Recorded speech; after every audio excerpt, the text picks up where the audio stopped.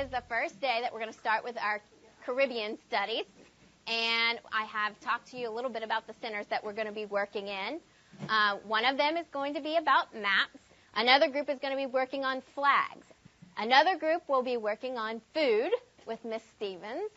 And another group is going to be in the computer lab, and you're going to be listening to 3 different types of music. The group that will be going into the computer lab with Miss Doyle is the music group, and Derek, Otis, Zach, Amber. But you know what? As I grouped my students today, I was thinking about their special interests, and in particular, I know of a student that really, really loves music, and he's one of the special needs students. So I thought the best way to create some enthusiasm for him, especially in this Caribbean unit, would be to start him in the music center. And as I was thinking about the other students, I tried to consider their special likes.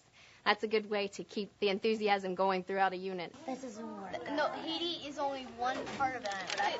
So there's the tip of Florida, and it's like This is Haiti, and this is the oh yeah, that's Florida.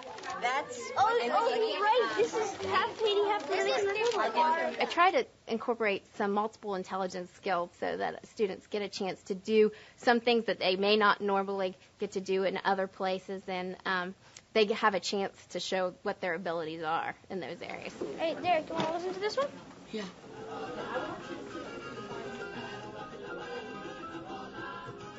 I try to develop some guidelines for each center, and I usually type up a printed sheet of directions with guidelines and things I expect from each student.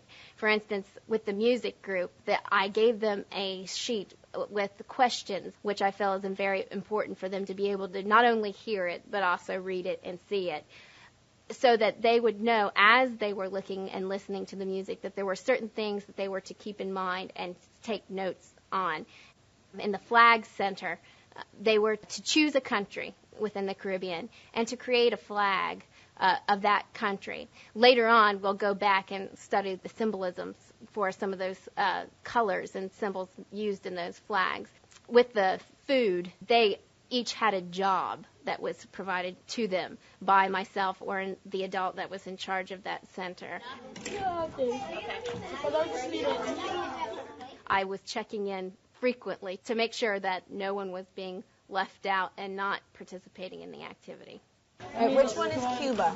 Did you circle Cuba? Yeah. And put your name on it? Some of the issues I have to take into account are special needs of particular students, and I knew that Amy Jordan, the inclusion specialist, would be in the room, and that one of the students that was working in her group on flags would especially need her support with some of the physical aspects of creating those flags. And I was planning on him being there today because I knew that I would have her available to me to help with that support. All right. I need to see how long is this and that. First, can you do me a favor? Show me which flag is Cuba. Because I don't know what it looks like. Awesome. Okay, now what size flag are you going to do? Huh?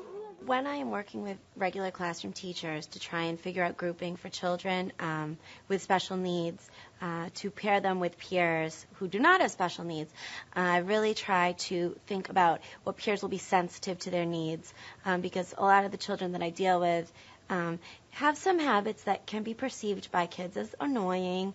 A lot of kids who aren't aware of their bodies, and so they're kind of on top of kids. Forgetting that we have Kennedy, keep your body to yourself. They will ask questions, repeatedly, and some kids have limited patience for that, whether it's because they have limited experience with children like that, or they just have a short fuse for that. All right. Good job. I'm finished. Nice, huh? Now, you get to pick Is a great job. another one to do. You did a nice job, That huh? looks really good. Oh, that's great. Yeah. So has anyone done When trying to plan lessons for children with special needs and working with the classroom teacher to do that, I think the important thing to do is hit on a lot of learning styles, or even breaking down a lesson. So there's the visual component, there's the auditory component, there's, the tactile component. So I think you just really have to try and, present information in as many ways as you can and through as many channels as you can. And I think that that's good teaching practice. There's a a lot of steel drums, and they have a different sound to them, don't they? Yeah. What about what about in the other? What did you think, Derek? Piano. A piano. Piano. Yep. And which maybe in the salsa? Yeah, and there's also a horn. There's a what? There's a horn. In which type? The salsa. In the salsa? You Okay. really need to keep in mind the students, their interests, their abilities, and other students that they work well with. You really need to put them in groups where they can maintain an enthusiasm for your classroom and that they can feel success.